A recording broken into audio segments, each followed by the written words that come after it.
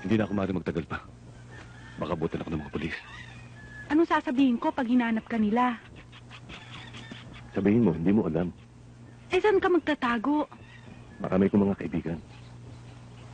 Eh, bakit naman kailangan mo pang umalis? Ang hina-hina mo kasi sa diskarte. Sabi mo, mga hold-upper yung mga taong yun. Bakit iiwas ka? Saka, di ba sundalo ka? Ikaw pa ang papatayin nila. Kaya dapat lang na lumaban ka. Awol na ako. At wala na akong balak bumalik sa serbisyo. Paano na ako ngayon? Wala na tayong pagkakakitaan. Huwag kang mag-alala. Paladalang kita ng pera. Para makapagpatayo ka ulit ng negosyo. Alis na ako. Sige na, umalis ka na. Mag-ingat ka, ha? Paggata mo yan. O sige, bye. Masarap dito yung matris ng baboy, tsaka atsara. Ha?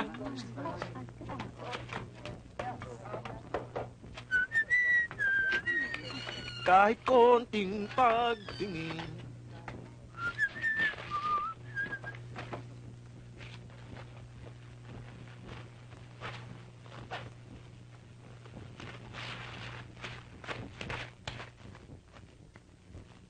Boss, hot towel.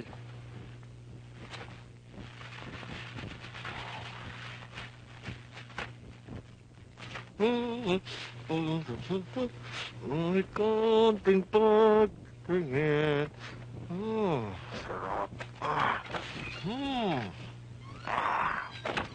Ang gagaling sa'yo. Boss. Bala. Tingnan nyo! Tingnan nyo! Tingnan nyo kung nangyari.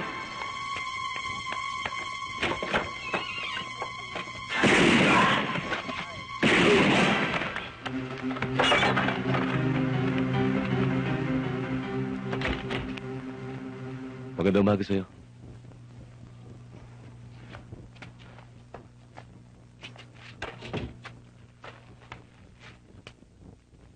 O ano? Kumusta na mga bata?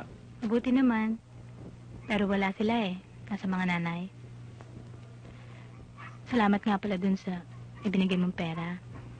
Nabayaran ko tuloy yung utang sa punerarya. Huwag mo intindihin yun. Nakuha mo na ba yung mga death benefits ni Mando? Hindi pa eh. Wala pa ako nakukuha.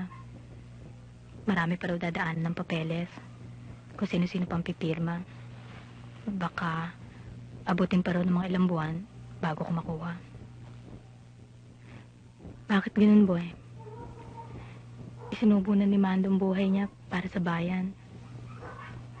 Konting benepisyo lang na nararapat para sa kanya. Pinahihirapan pa kami. Huwag ka mag-alala. Tutulungan kitang makuha ang mga nararapat para kay Mando. Salamat. Kung wala kang pera, ano'y palalaman mo sana? Kombatyos? Patindi rito. Malabang ka sa gera na hindi mo alam sino ang tama o mali. Ang masakit pa nga nito, ang kalaban mo, kapwa mong Pilipino. Mabuti pa kayo. Binabayaran ng servisyo niyo sa bayan. Big budget. Para sa bayan din ang ginagawa. Isinusubo rin ang buhay. Pero walang inaasahang kabayaran. Eh, bakit naman kailangan mo pang umalis? Ang hina-hina mo kasi sa diskarte. Sabi mo, mga hold-upper ang mga tao mo. Bakit iiwas ka? Di ba sundalo ka? Ikaw pa ang papatayin nila. Kaya dapat lang na lumaban ka. Napakalaking pera itong tinatarget natin. Kapag nakuha natin ito at mapaghati-hatian, ay pwede na tayong mag-retire habang buhay ng tahimik. Ang pera ay manggagaling sa isang bangko sa Binondo. Ilang tao ang magwi-withdraw at dadalhin sa ermita.